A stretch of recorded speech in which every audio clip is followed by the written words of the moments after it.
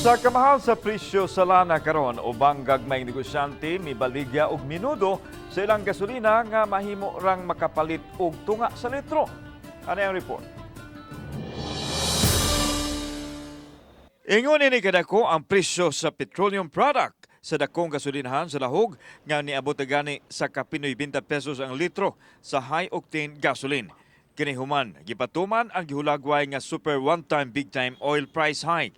13 pesos ka pinaumento sa diesel ug 7 pesos sa gasolina nga ang mga ginagmayng user dili na makaabot. Busa ang uban, magdaginot na lang nga maoy gihimo sa gagmayng magpapatigayon sa Mountain Barangay sa Cebu City. Sa tindahan ni Rene Arcilio, nakabutang ang linitro nga premium gasoline. 80 pesos ang kada litro nga maoy karaang presyo sa wala pa'y patuman ang one-time big time fuel hike.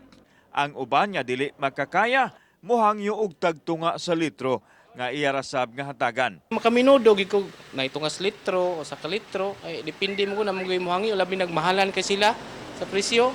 Obligar gyud hatag piki sa sila sa kwarta ba.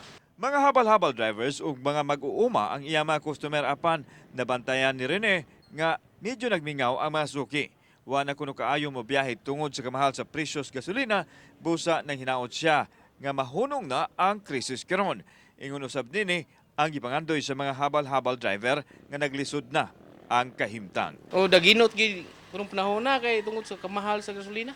Unsa ang budget ng gasolina? Tipid-tipid lang. Kauban si Cleofer Lumayag, ako si Alan Domingo. Balitang Bisdak.